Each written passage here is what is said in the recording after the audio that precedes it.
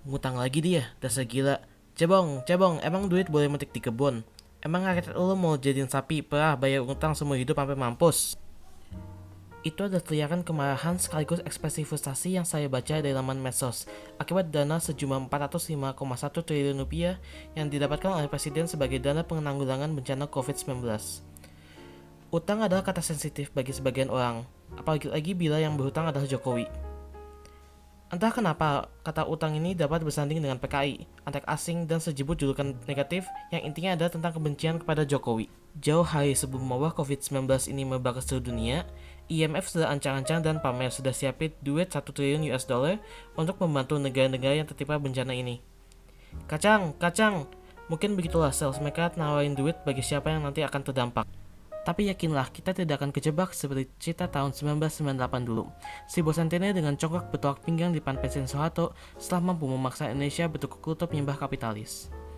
405,1 triliun rupiah yang didapat Presiden Jokowi untuk masa sulit ini bukan duit Tene, ini duit rakyat Indonesia sendiri.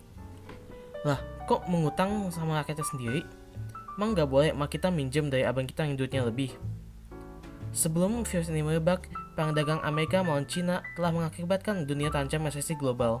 Gajah tawuran, pelanda kringsek, itulah akibat dari tawaran ekonomi antara Amerika melawan Cina. Dua juara dunia ekonomi berantem, pemegang sabuk juara sedang bikin cara agar runner-up tidak terlalu dekat dengan posisinya saat ini. Mau gak mau, semua negara di dunia turut merasakan dampaknya, tak terkecuali Indonesia. Indonesia yang sedang berusaha masuk menjadi bagian negara-negara maju, kini tertatih, mencoba menghalau dan bertahan dari tepaan gelombang dahsyat itu. Semua perencanaan matang pemerintah tiba-tiba berantakan, semua target dalam APBN tiba-tiba harus direvisi. Hal serupa juga terjadi pada seluruh negara di dunia. Perang dagang mengacaukan semua rencana banyak negara. APBN mengalami defisit, rupiah dihantam, gejolak ekstrim ekonomi dunia membahayakan posisi pemerintah. Perubahan radikal harus segera dilakukan, namun undang-undang mengganjal niat pemerintah. Di luar sana, oposisi sedang mempersiapkan pesta kejatuhan presiden. Meja-meja disusun dalam format pesta, hidangan sudah dipesan, undangan sudah disebar, semua sedang menunggu momen itu. Tak disangka, bencana global dalam bentuk yang lebih mengerikan datang. Virus corona dalam waktu singkat menentukan semua kepungkaran manusia. Indonesia makin terpuruk, kejatuhan presiden hanya tunggu waktu, oposisi senyum semenyah. Lockdown adalah kartu turf. Presiden dipaksa-paksa mengambil langkah itu. Mereka sangat paham, jangankah ada bencana, gak ada bencana pun keuangan negara tak mungkin mampu mengatasi masalah ini. Presiden pasti jatuh. Seperti kesetanan, seperti kembali mendapat doping, mereka tampil makin militan. Tidak akan lockdown dilakukan oleh siapapun. Tiba-tiba, sekelas mantan presiden, Wapres, bahkan MUI turut serta berteriak soal tak mau kalah hingga dengan gemuruhnya teriakan para pemandu sorak yang dipimpin Zong dan Dadu. Mereka menginginkan negara melakukan lockdown atau karantina wilayah sesuai pasal 59 dalam UU nomor 6 tahun 2018. Mereka ingin para kepala daerahnya menjadi pengelola kedaulatan pada wilayahnya masing-masing. Mereka ingin para kepala daerah yang adalah bagian darinya menjadi penguasa atas keadaan darurat di wilayahnya. Dan tahukah arti penguasa dalam kedaulatan? Uang negara pasti akan tersedot habis. Namun di sisi lain, APBD tak mau mereka realokasi bagi kedaulatan ini. Negara lain langsung chaos dan ambruk. Semangat dan militansi mereka sungguh luar biasa, hingga mereka lupa. Mereka tahu bersemangat, mereka kebablasan dan menjadi lupa bahwa situasi kacau yang mereka gembar-gemborkan telah menjadi arah kekacauan yang sebenarnya. Negara dalam darurat. Kondisi itu cukup bagi presiden memiliki alasan hukum untuk memberlakukan darurat sipil. Presiden selamat, mereka terjungkal dalam jebakan yang dibuatnya sendiri. Presiden telah memberlakukan keadaan darurat meski bukan dengan UU darurat sipil, namun melalui PP, Kepepres, dan Perpu yang telah diterbitkannya. Pemberlakuan pembatasan sosial berskala besar telah menempatkan presiden menjadi panglima bagi penanganan bencana ini, sekaligus membuat kewenangan otonomi daerah tak lagi menjadi penghalang.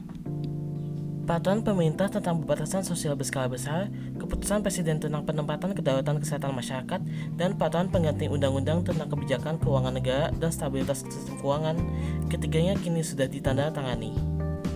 Presiden mendapat ruang yang sangat lega baik dari sisi hukum maupun keuangan. Terus utangnya dari mana utang? Ya BI lah. Cadangan devisa yang dimiliki oleh BI pada akhir Januari 2020 mencapai 130,4 miliar US dollar. Lah, kok bisa? Apa gak ngelanggar undang-undang main comot duit orang? Atas kedaulatan yang ikut dibombastiskan mereka yang berharap presiden jatuh, maka presiden terbitkan Perpu nomor 1 tahun 2020 tentang kebijakan keuangan negara dan stabilitas sistem keuangan untuk penanganan pandemi COVID-19 dan atau dalam rangka menghadapi ancaman yang membahayakan perekonomian nasional dan atau stabilitas sistem keuangan. Pemerintah akan menerbitkan SBN dalam bentuk pandemi bond dan recovery bond, dan itulah yang akan dibeli oleh BI. Terus gimana negara bayarnya? Uang sebanyak 405,1 triliun rupiah itu 75%-nya dipakai untuk kegiatan ekonomi dan 25% untuk sosial.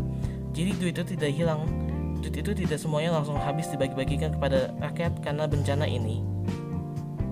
Pemerintah justru memiliki dana untuk recovery kegiatan ekonomi dan langsung tancap gas setelah bencana berakhir. Wah, pinter banget Pak Jokowi ya. Bukan pinter, juga bukan culas. Pak Jokowi itu orang baik, makanya selalu dapat jalan dalam setiap kesulitannya. Ya, Presiden mendapatkan jalan keluar justru karena jebakan dan niat tidak baiknya yang dilakukan oleh lawan-lawan politiknya. Tanpa kejelasan mereka, mustahil dalam keadaan politik seperti saat ini. Presiden mendapatkan kesempatan membuat dan menerbitkan Perpu nomor 1 tahun 2020. Bukan berarti kita bersyukur karena pandemi ini. Namun ketika banyak negara melakukan keputusan yang salah atas bencana yang sama kita rasakan, Jokowi mendapat jalan lebih baik dan kemudian membuat keputusan yang benar bagi rakyatnya. Semoga bermanfaat.